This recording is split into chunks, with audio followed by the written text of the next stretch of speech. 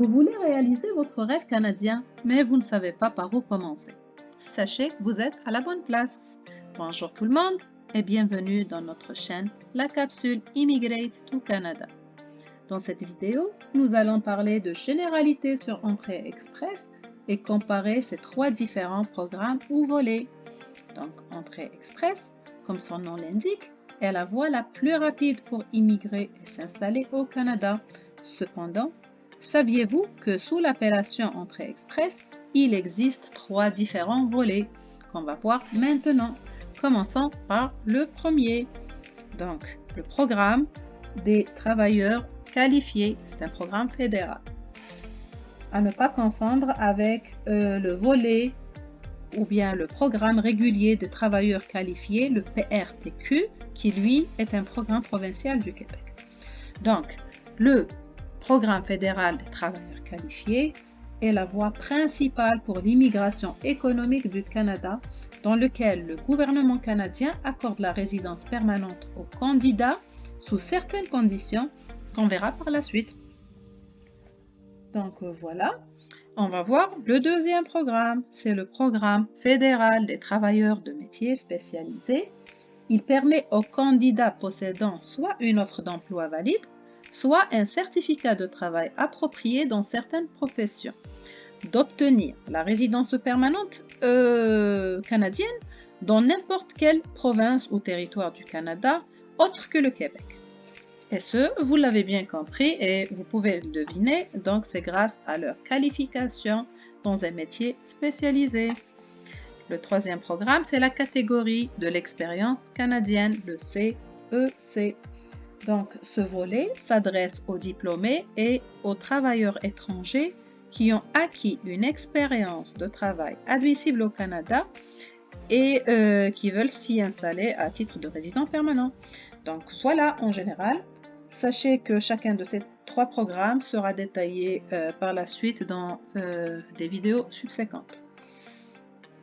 Voilà, donc une autre chose, donc c'est une chose qui est importante aussi à savoir, c'est que Entrée Express permet aussi aux candidats de présenter une demande ou une déclaration d'intérêt pour le programme des candidats des provinces, ce qui est connu sous le nom PCP.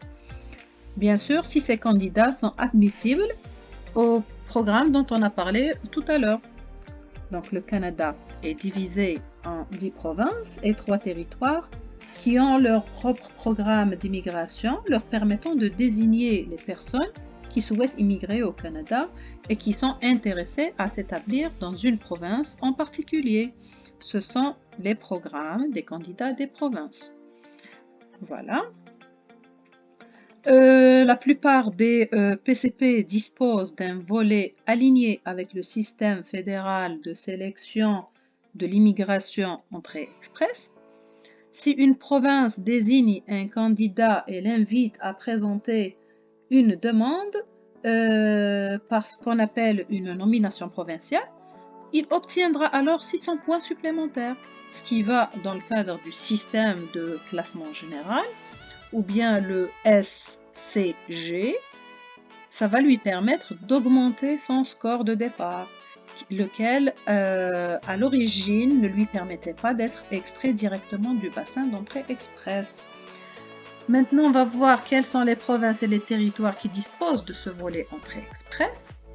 La première, c'est la Colombie-Britannique, l'île du Prince-Édouard, le Manitoba, le Nouveau-Brunswick, la Nouvelle-Écosse, l'Ontario, le Saskatchewan, Terre-Neuve et Labrador, les territoires du Nord-Ouest et puis enfin le Yukon. Voilà. Maintenant, on va revenir à notre comparaison des trois volets d'entrée express.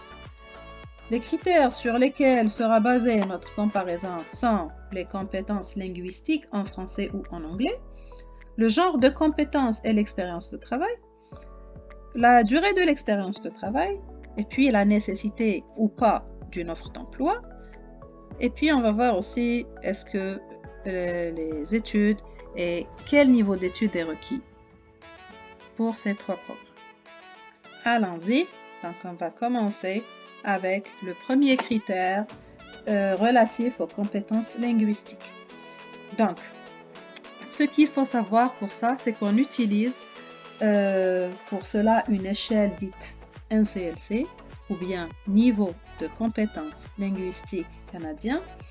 Donc, il s'agit d'une échelle descriptive de 12 niveaux de compétences langagières. Et cela, c'est en français langue seconde. Ça concerne la langue française. Donc, cette échelle va du niveau de base au niveau avancé. Sachez que NCLC sert à évaluer la compétence des apprenants adultes de français langue seconde en compréhension de l'oral, compréhension de l'écrit, en expression orale et puis en expression écrite. Pour CLB ou Canadian Language Benchmarks, c'est la même chose, donc c'est la même échelle que la NCLC, juste qu'elle est utilisée pour évaluer les compétences des candidats en langue anglaise. Maintenant que vous connaissez ces deux échelles, nous passons aux différences dans chacun des programmes. Donc pour la catégorie de l'expérience canadienne, le niveau minimum exigé dépend de la catégorie de travail ou CMP, qu'on verra juste après ça. Donc pour les CMP 0 ou A, un niveau de NCLC ou CLB 7 est exigé, alors que pour une CMP de catégorie B, un niveau NCLC ou CLB de 5 est requis. Donc, vous l'avez bien compris, on utilise NCLC ou CLB selon notre première langue seconde choisie pour la procédure. Donc, si on a choisi le français comme première langue, là, on utilise NCLC. Si on a choisi l'anglais comme première langue, là, on utilise CLB. Voilà. Donc, passons maintenant aux travailleurs qualifiés. Un niveau minimal de NCLC 7 est exigé quelle que soit la catégorie de la profession du candidat. Et puis, pour les travailleurs des métiers spécialisés, un niveau 5 de NCLC est obligatoire en expression orale et compréhension de l'oral, alors qu'en écriture et en lecture, donc en compréhension écrite et en expression écrite, un niveau de NCLC égal à 4 fera totalement l'affaire. Voilà, donc ceci par rapport au niveau linguistique minimum exigé. Mais ceci dit que plus le niveau augmente, plus de points seront accordés au candidat dans son score, dans le système de classement global Entrée Express. Donc j'espère que tout est clair pour les langues. Et comme promis, passons maintenant au CMP. Maintenant, je vais expliquer c'est quoi la CMP. Donc, CMP ou Classification nationale des professions est un système utilisé au Canada pour classifier les emplois ou les professions. Les emplois sont regroupés selon les fonctions des postes ou bien le genre de travail effectué par le titulaire. Ici, j'ai donné un exemple. Donc, pour les pharmaciens, la CMP, c'est CMP 31120, selon la version ou la mise à jour de 2021. Pour mieux expliquer c'est quoi une CMP, nous allons aborder les principaux groupes d'emplois. Donc, nous avons le genre de compétence 0, qui correspond au poste de gestion, tel que les directeurs par exemple. Le niveau de compétence A correspond au poste professionnel qui requiert généralement un diplôme universitaire tel que les médecins, les avocats, les pharmaciens par exemple. Le niveau de compétence B renvoie aux emplois techniques ou spécialisés qui requièrent généralement un certificat ou une formation d'apprenti, comme c'est le cas des électriciens et des plombiers. Le niveau de compétence C maintenant, donc il s'agit des postes intermédiaires qui ne requièrent pas d'études postsecondaires. Une formation généralement en milieu de travail fera bien l'affaire, comme c'est le cas des bouchers et des serveurs. Enfin, le niveau de compétence D, il correspond aux emplois manuels qui prévoient en général une formation au cours d'emploi. tels que les cueilleurs de fruits ou bien le personnel de nettoyage, etc. Donc, si vous avez des doutes à propos de votre CMP, vous pouvez utiliser le lien que je vous ai mis dans la boîte de description pour trouver le code et le genre ou bien le niveau de compétence de votre profession. Voilà, donc maintenant que vous savez à quoi correspondent les différentes catégories de CMP, on revient à notre comparaison. Donc, pour la catégorie de l'expérience canadienne et le PTQF, donc le Programme fédéral des travailleurs qualifiés, les catégories de CMP acceptées sont 0, A et B. La différence est pour le premier programme, c'est que la catégorie de l'expérience canadienne, l'expérience de travail doit être acquise au Canada seulement. Alors que pour le deuxième programme, donc les travailleurs qualifiés, l'expérience peut être acquise à l'étranger, donc dans votre pays d'origine, et puis au Canada aussi. Voilà, donc c'est la seule différence. Puis par rapport au programme fédéral des travailleurs des métiers spécialisés, une expérience de travail obtenue au Canada ou à l'étranger, donc dans votre pays d'origine, dans des métiers spécialisés, qui fait partie de la catégorie B de CMP. Voilà, donc voilà, nous avons fini avec la catégorie de l'expérience de travail. Voyons tout de suite la durée exigée de cette dernière. Voilà, donc pour la catégorie de l'expérience canadienne, le candidat doit avoir travaillé au minimum pendant une année continue à temps plein durant les 3 années précédentes. Par contre, pour le programme fédéral des travailleurs qualifiés et celui des travailleurs des métiers spécialisés, c'est vrai qu'on exige aussi une année continue de travail à temps plein au minimum, mais cette fois-ci, c'est durant les 10 dernières années et non pas les 3 dernières années, comme pour la catégorie de l'expérience canadienne. Donc, sachez que le score accordé au candidat par rapport à la durée de son expérience de travail augmente avec le nombre d'années de travail. Et avec un maximum de 3 ans, je crois. Lorsqu'on atteint 3 ans, on a le maximum de points.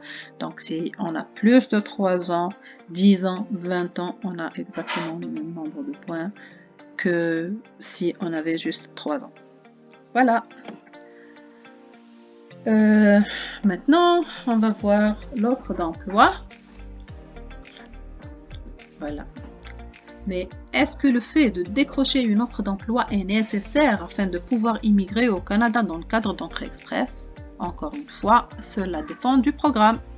Sachez que seul le programme fédéral des travailleurs de métiers spécialisés requiert une offre d'emploi confirmée à temps plein pour une durée minimum d'une année.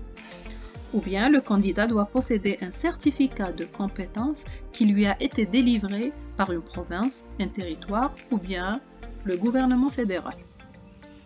Voilà, donc en ce qui concerne les deux autres volets, la catégorie de l'expérience canadienne et puis le programme fédéral des travailleurs qualifiés, donc aucune expérience, aucune offre d'emploi n'est nécessaire.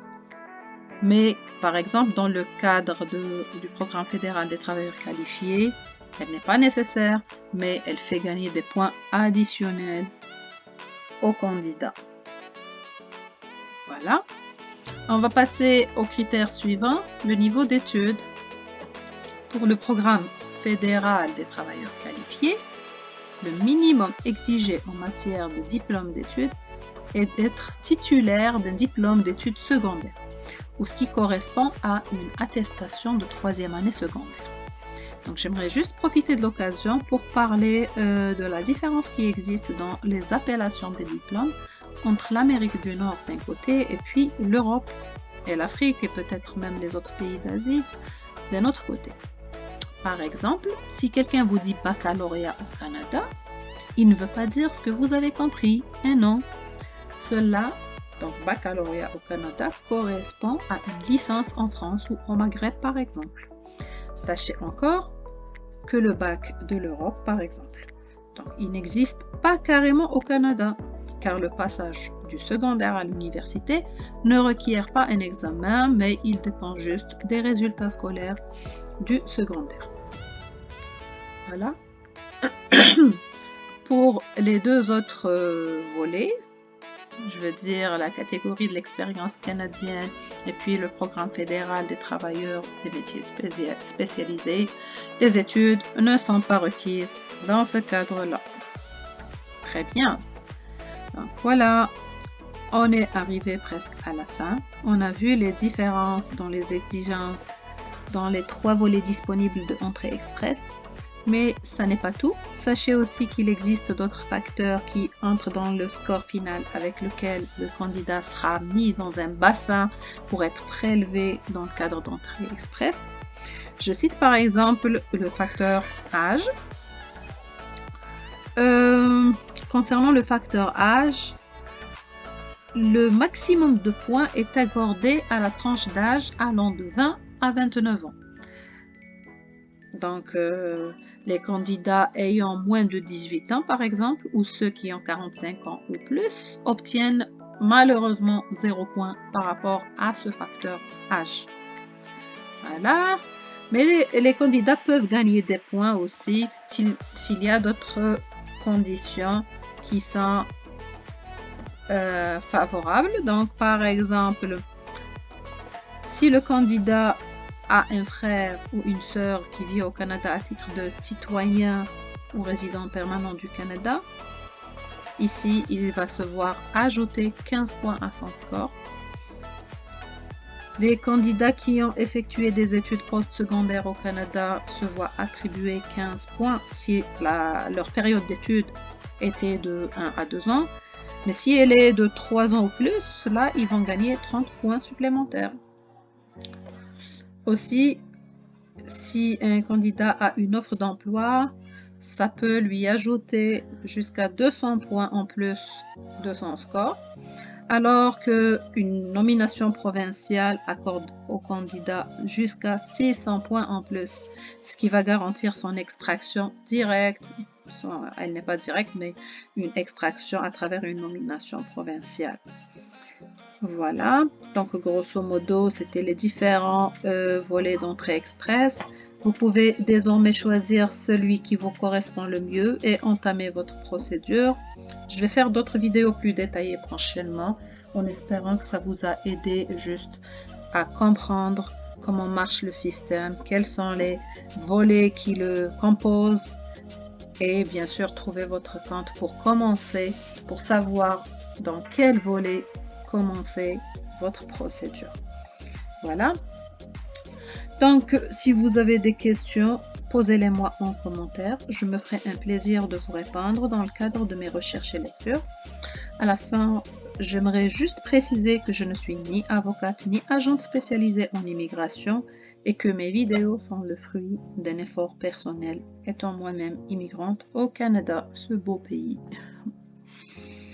Voilà, donc portez-vous bien et bon courage dans votre démarche. N'oubliez pas de liker ma vidéo et de souscrire à ma chaîne pour m'encourager à en faire plus. Voilà, c'était votre capsule Immigrate to Canada